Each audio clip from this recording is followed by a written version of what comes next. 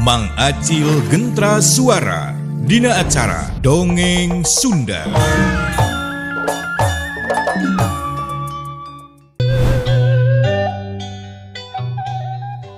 Punten ieu teh Abah. Sim kuring teh ngawakilan sadayana nu araya di dieu. Saja ngaturkeun nuhun. Ku ayana Abah sareng incu Abah anu parantos tiasa nyegatan oge ngusir ka komplotan garong anu rek ngaranjah ka ieu lemur.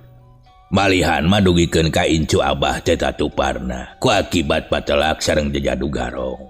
Nyaeta di sisi lemur. Sakali deui hatur nuhun pisan sim kuring teh. Teu tiasa ngabales kana kasayan Abah sakulawarga. Mohon Abah, deng teuing nganuhunkeun pisan ieu kana kasayanana. Utamina ka Abah, pamit aya Abah mah kumaha panginten nasib sareng kayaan lemur teh. Ayeuna mah teu ngaraos nyema. Sok-sok we biri Abah peryogi naon-naon mah tinggal nyarios. Anggap wae teh lemur Abah nyalira. Cek Bu RT ngahaminan kana caritaan salakina. Tak kitu, leres pisan Abah. Oge kasadayana kadang warga cukang lantaranana Abah sareng incuna. Ieu lemur teh janten salamet tina pangranjahna para garong. Sabab geus kabayangkeun ku urang sarerea saupamana teu aya Abah oge teu katetamuan ku kulawargana Abah di dieu teuing kumaha nasib urang-urang teh. Boa ingon-ingon anu aya di lemur urang teh kabeh digasa. Nya leuwih ti kitu cantang tu boa pati tah anu nepikeun ka eueuhnana teh. Kitu cek Pak RT. Anu caritaanana ditujukeun ka sakur anu araya di dinya. Harita Abah ana ngabagikeun paneuteup ka sakabeh nu rea di imah Pak RT. Ngadenge caritaan Pak RT anu bebeakan kitu. Pok bah anang teu nyarita. Nuhun pisan kana panampianana. Da ku sabab kitu kuring teh menta dihampura nyameureun ku ayana kuring jeung incu kuring ieu lemur teh tepikeun ka manggihan kejadian anu mantak ngariweuhkeun. Nuhun pisan geus narima kuring jeung incu kuring bisa milu reureuh di lemur. Tah kitu kasadayana utamina ka Pak RT. Ngadenge Abah anang nyarita kitu. Sararea unggut-unggutan. Kaselang oge ku salah sahiji warga anu milu nyarita. Eta warga teh dadeganana hiji lalaki ngora sapantar jeung Darman anu boga ngaran Jumadi. Pok nyarita. Bah, lamun kuring bisa kawas incu Abah tah geus dangtulah dihiat set kap kaleong kebut jejak we sakalian. Kalpak-kalpak ulah hek we. Dikitukeun aku kuring mah ngan hanya akal kuring teh teu bisa maen po. Da lamun Abah aya di dieu mah kuring teh yang diajar ilmu kasantikaan lah. Bikin ngajaga keamanan gitu dah. Cek eta lalaki beri metakeun leungeun jeung sukuna ampir-ampiran ajong kanu gigireunana. Ari anu gigireun eta lalaki teh nyaeta hiji awewe kolot anu ngaranna Binarsa. Anu geus aya umuran pok nyarita. Ari nyane Jumadi. Dasar sama ngaran teh lain Jumadi awal meureunna Jumadi akhir. Teu pupugu ngadon sucet kitu yey. Eta leungeun jeung suku ampiran teh kana dada kuring. Kumaha sia lamun kasepak yey. Yang deui kumaha lamun peupeus teh balon kuring. Gagabah teuing kudu ka mana namalna sia. Ngadenge Manarsa nyarita kitu pok Jumadi teh nyarita. Ari emak mun mah sebut we atuh kabeh dulur kuring. Tah si Rajab rebah puasa tah kadituna teh lebaran tah tidinya kakara sasalaman deui. Dasar lah nini-nini 7 mulut. Cek Jumadi harita teh bari ngaleos ngajauhan Manarsa. Nya sababaraha menit ti harita Darman teh ngulisik pok nyarita najan dadana karasa rada eungah.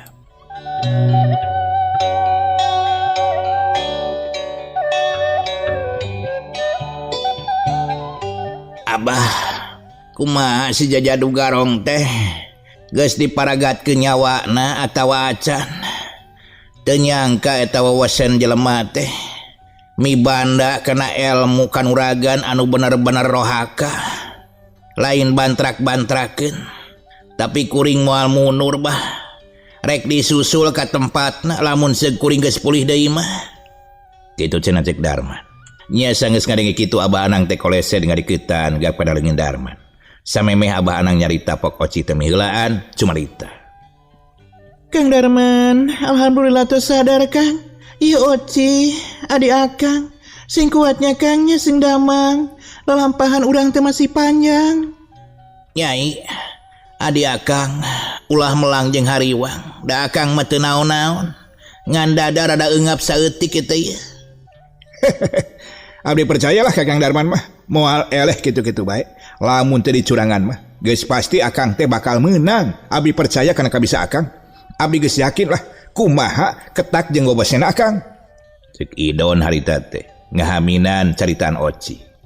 Don, hayang rada nyarane ieu saeutik aduh. Ieu dada teh rada eunghap. Ka dieu Don. Bios Kang Oci wae. Pokona mah pambi Kang Darman hoyong naon kan tuh nyarios wae. Ngadenge Oci jeung Darman keur ngobrol. Bah Anang ngagarentes dina hatena.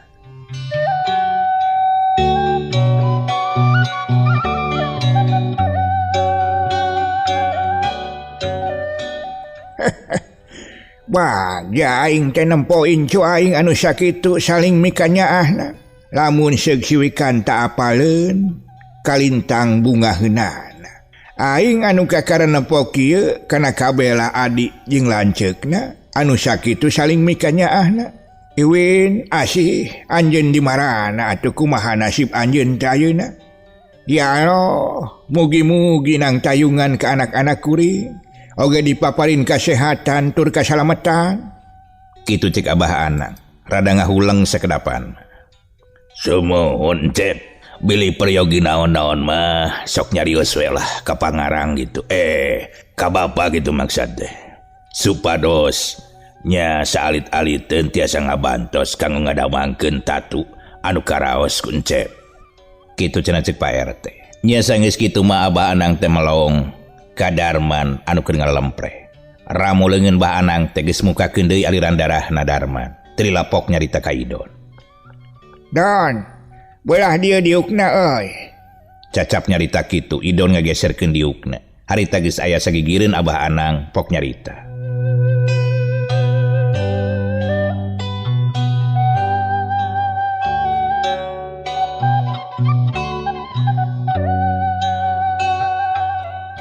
Sumangga Abah, manawi aya naon ye? Geura carioskeun. Nah priyogitan lagi, mangga lah abdi siap. Cek Idon harita teh bari mencerong ka Abah Anang. Kieu ieu euy. Sok tahan awak Jang Darman tah. Tahan tonggongna terus cekelan. Sok diuk di satu kangeunana tah kadinya. Cacap nyarita kitu Idon jeung Dangtung bari pok nyarita ka Oci anu aya gigireun Darman. Punten eta nyai. Kalengkahan ku akangnya. Semangga Kang, wios mangga. Sanggeus aya di satu kangeun Darman terus awak Darman teh didiukeun. Bari tonggongna nyarande kana awak Idon. Sanggeus Darman didiukeun terus Abah Anang ge diuk.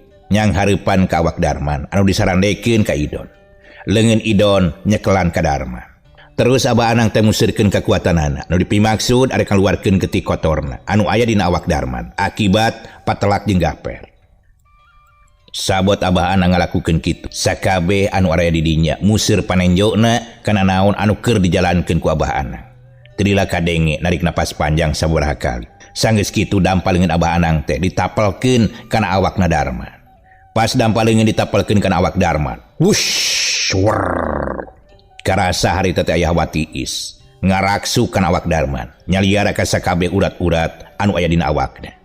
Sabot keur kitu kaciri awak Darman teh ngageter tarik pisan akibat bentrokna dua kekuatan anu disalurkeun ku leungeunna Abah Anang.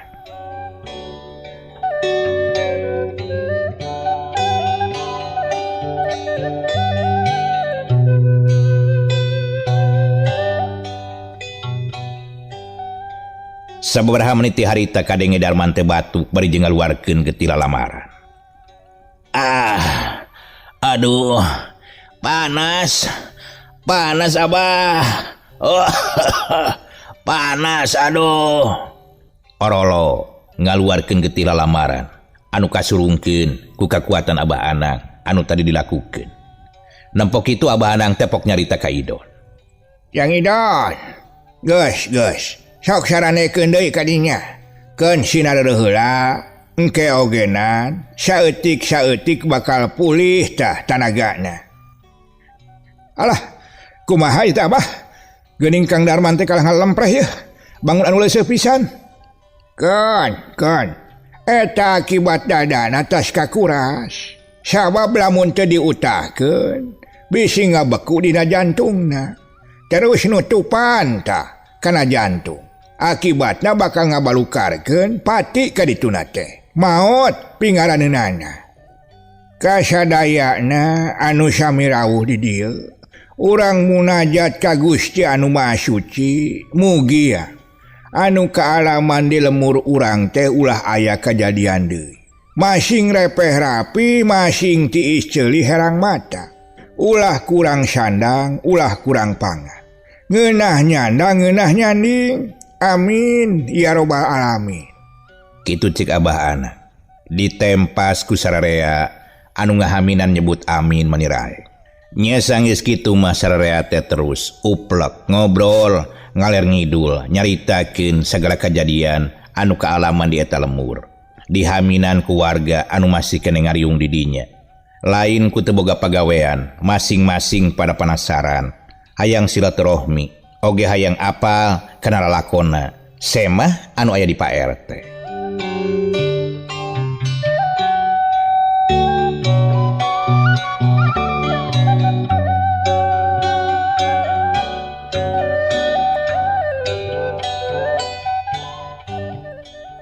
Nya sanggeus kitu mah sararea anu tadi ngariung teh nungtutan saurang-saurang mulang ka imahna masing-masing.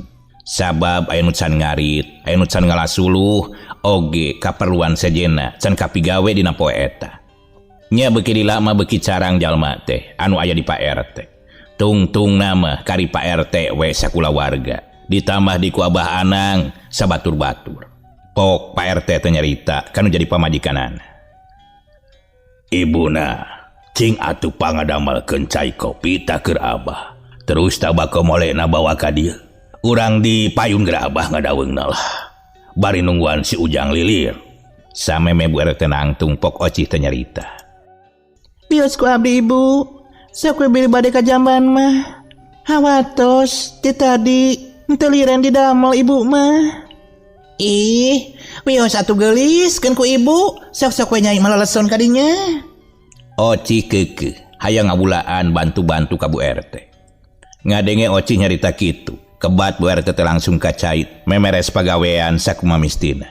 Ocih ge harita nangtung kebat ka dapur, anu dipimaksud arek nadunan Pak RT, keur ngieun si kopi.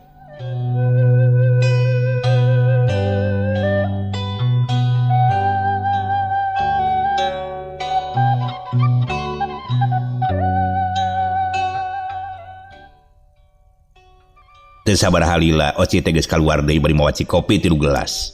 Saung ka Idon anu diuk di Geureun Darman. Nya sanggeus kitu Ocih teh kebat kaluar bari nanggeuy baki anu dieusi ku 2 gelas kopi. Barang serog pok Ocih teh nyarita. Mangapa dileueut kitu di Abah? Ta ieu bako molena Pak. Cik Ocih bari ngasongkeun kantong bako mole. Tuluy diteuneun di laluhureun meja anu aya di hareupeun Abah Anang jeung Pak RT. Sanggeus ngarasa beres mah terus kebat ka jero deui. Sanggeus aya di hareupeun Idon, pok Ocih teh nyarita, samemeh nyarita 2 panonna pateuteut. Senud cenah kitu. Kana hate Idon teh aya nu pak senud, kasurung kurasanya jeung bunga. Nyai, alah nah bener nyai teh jodoh akangnya. Sok sieun nyai teh geus anu boga. Pedah salila ieu. Ditinggalkeun teh lain waktu sakeudeung. Boa-boa geus anu boga. Kapan nyai teh hiji julu ibing ronggeng teh anu sakitu geulisna jeung magelaran ka mana-mana. Kitu pok-pokanana hate Idon dina waktu eta. Sabot kitu, Abah Anang teh terus ngageroan ka Idon. Jang Idon, liap ka dieu yeuh. Keun we Jang Darman mah ke sanyaringna we. Ulah teh loba pikiran sok ka dieu. Semun Abah, mangga.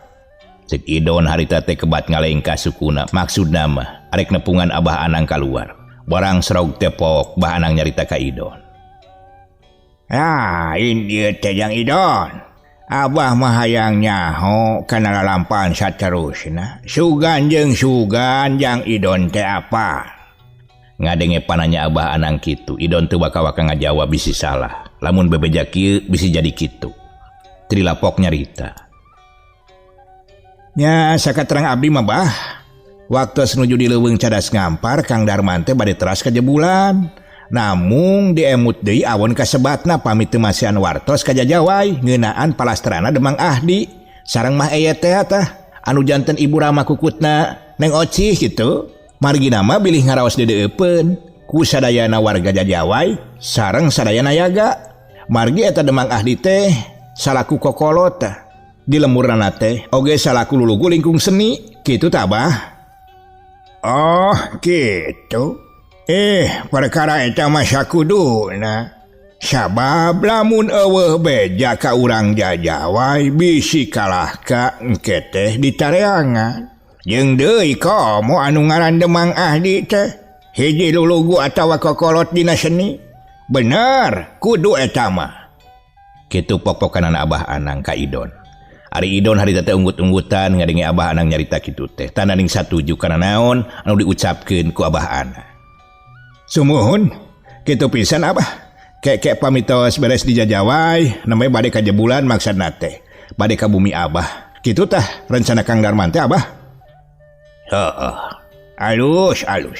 Nya ayeuna mah da jeung Abah geus panggih, oge kaayaan. Incu Abah teh butuh waktu meureun keur nyageurkeun deui awakna anu sabihara-sabihari. Kewayahna we meureunan khususna Kajang RT di dieu. Abah teh arek ngararab heula satungtung incu Abah can cager. Ya paling ogenan moal lila sapoe dua poe lah. Pasti jag-jag deui keur nuluykeun deui lalampahan. Iya Abah. Ari kanggo disim abdi mah kalintang bingatur bagjana. Ulah-ulah dugikeun ka sadinten dua dinten. Malihan masing Abah bade nganjrek oge di lemur abdi teh kalintang pisan bingahna. Moal aya istilahna panyaram Abah. Malihan mah pamunut eta teh. Nuhun Jang RT nuhun. Nya Abah teh ngahaturkeun nuhun geus diangkeun sagala rupana. Tapi hampura Abah teh lain nolak. Sabab lalampahan Abah jeung incu teh masih keneh panjang ieu teh. Khususna mah keur neruskeun lengkah lampahna anu jadi tujuan. Sabab anu jadi bibit buit panyakit jajadu garongna can beunang. Bisi jeung bisi lamun teu nepikeun ka ditumpur ludeskeun jadi mahabu deui ka unggal lemur, ngaganggu kana kating triman rahayat sakabe. Oh, kitu Abah. Nuhun laras pisan Abah. Mangga namung nya kitu teu ngahihilapkeun ka abdi oge ka warga di dieu Abah. Iraha-iraha mah abdi teh hoyong dilongokan.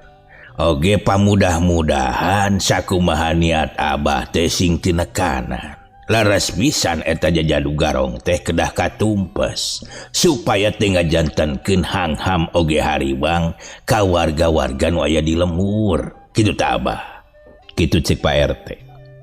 Cag ayeuna urang tunda kayan Abah Anang jeung Darman anu aya di imah Pak RT. Ayeuna urang caritakeun jajadu garong anu katelah gaper. Saleosna gaper tas patelak jeung Darman. Gaper oge ngarasa kadese. Manehna oge tatuparna. Dina sesa-sesa tanaga dina waktu eta terus lumampah jejorelatan. Anu dituju teh nyaeta Gunung Rengrang, tempat pangreurehan Japra. Anu sarua, Japra ge kena kutatu akibat patelak jeung Darman basarek ngabegal di leuweung cadas ngampar. Sabot jejorelatan kitu pok gaper teh ngagerentes dina hatena. Balah, benar-benar lah ada bocah teh pangawakanana jeung babasena. Sok sanajan murah keneh, tapi geus ampir satata jeung aing tah. Ait, lamun sok ku aing teh ditiup ku angin, wah geus tangtu aing kudu modar tah kaberangan ku tenaga lapisan anak siwikan tah anu ngaran si Darman. Wah, kayak ieu mah aing teh kudu nglamatkeun jurus-jurus anu aya dina kitab haur irang atuh. Tapi teh mana nya eta anak si Bikanta? Geuning bisa mibana ajian Puragabaya. Aing heran. Nah, yang Surawajah hirup keneh kitu. Teu mungkin. Daku aing geus diracun tah samemeh aing maling eta kitab. Hait. Kitu popokanana.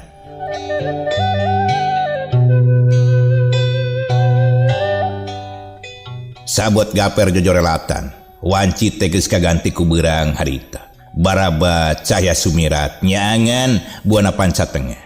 Manuk tikukur milu paur, kapinis milu gigis, saeran milu heran, nempo jajadu garong, geus baloboran ku getih, dina awakna. Surili harita teh nyeng serikeun, monyet jeung lutung merlong, ungkut-ungkut disada bangun milu bingung. Barang serog kahareupeun paguron, anu diluluguan ku manehanan. Barang serog ka hiji paguron. Teu anta parah deui eta panto anu dijieun tina kai golondongan teh langsung ditubruk ku awak Gaper. Cebrot, blak, kai-kaina paburisat, pabalatak acak-acakan. Kaayaan eta panto teh amburadul, ngadenge sora anu ngejeleger kitu. Sakabeh anu araya di jero paguron ngagebeg reuwas. Katambah-tambah nempo guruna datang, bari jeung baloboran ku getih. Sanggeus kitu pok Gaper teh ngageroan ka Japra. Japra, kadia gawat bela aing hei. Ngadenge guruna hahaok bari jeung ngageroan ka Japra. Sakabeh anu aya di jero paguron eueuh anu nyarita. Pok Gaper teh gogorowokan leuwih tarik batan tadi. Setan alas lebokeun tatelo sia teh hit. Kadia Japra, gawat. Setan ieu aing tolongan, butuh talangga sia aing teh. Hait. Kitu popokanana Gaper anu ngageroan ka Japra. Ari anu digeroan harita teh keur kerek we nyegrek bangun nikmat. Di hiji rohangan anu rada misah. Pok Gaper teh ngagerentes bari jeung panonna melong ka sakabeh murid-muridna. Wah, dasar sia. Halo, lobakeun tetelo, lobakeun juri kuris. Hakaneun maung sia sakabeh mah. Ko aing ditajong salamun keur malolor teh. Rasakeun sia. Kitu harita teh cek Gaper bari jeung nangtung, jarig-jarig dayagdag. Awak Gaper teh ngadayagdag. Terus leumpang anu dituju teh hiji rohangan anu sok dipake badami. Barang serog teh teu anta parah deui. Suku Gaper najong Japra anu keur kerek nyegrek bangun anu nikmat pisan. Hiuk jebron awak Japra teh ditajong satarikna. Goak. Japra teh ngagoak. Yang ada awak aing anu dobrok. Moal gitu ka tubruk bemo mah. Alah aing teh asa ngimpi tumpak bemo dah jeung putri. Waduh, tapi di dituna teh aya gajah. Alah, bener ya gajah ge lo teh. Aduh, mana tahan awak aing ya. Asa diapungkeun. Alah. Nah, aing teh tas ditabrak gajah teh atawa tuluy kana ombak sagara gitu. Keur lalayaran tah jeung Ratu Putri. Nah, parahu aing ngapung atuh. Aduh, bener impian mah teu waras euy. Teu nyarambung ka ditu lah teuing. Nempo kayan Japra kitu. Gaper alak ilik kasabeureun di dinya. Pas katempo aya ember leutik ngagoler jiga makurut ngepel. Teu anta parah deui. Tuluy dijingjing. Nya sanggeus kitu, yur dibanjurkeun harita teh kawak Japra. Dasar lebokeun juri kuris, koplok teh. Hodah sia, lain ngimpi ieu mah aing ya. Cah deing. Ari Japra sanggeus dibanjur kitu ku Gaper. Japra can sadar keneh. Pok harita teh nyarita jiga anu keur nyalinur. Ada. Ulah kahujanan ieu. Putri bisa tirisan ke kumaha eueuh keur ngiuhan. Wah hujan lokal ieu mah aduh. Bener-bener waduh. Nah cai hujan teh bau kieu tuh. Pah, ieu mah bau pangepelan ning aing. Alah, urang ajar ieu teh. Oh, meureunnan tina wuwung suhunan jigana teh ieu teh. Kakihan beurit aya kalakai. baingan bau kieu. Pah teuing. Ngadenge Japra nyarita kitu, Gaper beuki mudik amarahna sakilat nyejak bujur Japra anu keur nonggeng. Setan alas ya, kurang ajar. Benar-benar ieu mah ya. Molor teh kang malinaan, napikeun ka nyali nur bebeakan. Rasakeun tah, hulu gajah sia. Lobrok bojor sia tah. Nya sanggeus kitu, hiuk kedu. Japra nu keur nonggeng teh dijejak satarikna. Kuat Japra teh ngagoak. Anu ngabalukarkeun, Japra nyungsem dina juru wawangunan. Alah, nyacik aing ge. Alah, tetulus nyium putri aing. Nah, kalah nyium tihang atuh ieu mah jadol teh. Gurinya Japra teh hudang. Terus diuk bari jeung nyarita ka Gaper. Abah, geuning tos mulang Abah. Ira Abah mulang. Poh, deui. Kurang ajar sia. Nyarita naon sia? Waka-waka ngomong kitu ka aing. Cicing di dinya. Nya sanggeus kitu mah. Japra teh tuluy aniprek hareupeun guruna. Sanggeus rada tumanina sakedeung, teu anta parah deui. Hiuk cebrot Japra teh ditampiling satarikna. Aduh yang aing. Aduh, kumaha ieu teh kumaha? Alah, Abah, an abdi teu sadar Abah ayeuna mah. Aduh, hapunten bae tadi mah abdi teh nuju ngimpen tah. Alah, sareng putri.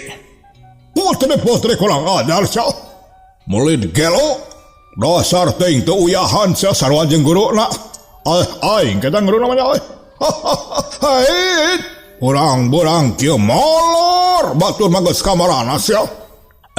Sumuhun guru. Sumuhun. Rumaos abdi teu paklapet. Dugikeun kasihan kieu. Hapunten atuh guru. Susu. Naon sia susu? Susu tepung? Kop jeung sia teh hakan supaya waras nyungur teh kadinya. Sumuhun Abah guru. Alah, kumaha tah hasil ngaranja lemur teh Abah? Kumaha tah lalakona? Kitu cek Japra. Bari melong kana jadi guruna.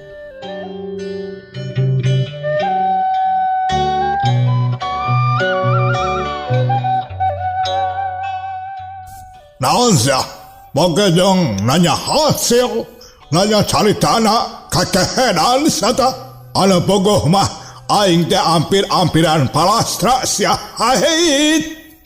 Kitu cenah cek Gaper. Ngadenge kitu, Japra jadi ngahulang. Manehna bangun penasaran, pok Japra teh nyarita deui. Ke. Nah, Abah guru. Emang aya gajah ngamuk atawa mau meta gitu nepikeun ka Abah nyarita kitu. Pajarkeun rek perlaya segala rupa. Kumaha teh ningali kaayaan awak Abah anu mani getih kitu. Jadi penasaran tah. Terus kumaha Abah? Naon sia? Terus kopok satela. Emangna aing teh mobil keur motor? Hahait. Make terus-terusan sia. Mun mah sakalian tuluykan ka ditu. Jadi kena diteraskeun nya Bah. Sok atuh Bah, kiri kanan terus ngajeduk mah ka saya sok terus banting setir ganti ku nyeru kadinya. Kitu Bah guru. Anu gelo, anu edan hait. Alah beuki ledak ngacaprak sate gelengan. Hampun teuing ieu mah benar-benar sate keur nyali nur Japra, keur nyali nur sata. Halo hait. Aing disarwakeun jeung mobil anu keur parkir. Alah, geus dengekeun ku sia ya. Hait. Utamana ka mana ya Japra? Aing teh pangnamaankeun ya urat-urat aing loba anu teu normal. Hait. Lamun geus namaan aing, ku aing dicaritakeun naon anu geus kajadian dina peuting tadi. Sok lakukeun sakumaha anu ku aing diajarkeun. Hei. Lamun arek namaan anu tatuparna teh sok petakeun ayeuna. Tangke neangan daunan kaleuweung. Lamun geus meunang sok racik terus godog burukeun kalah ka ngajedog bae teh. Nah, geuning. Hei. Kitu cenah.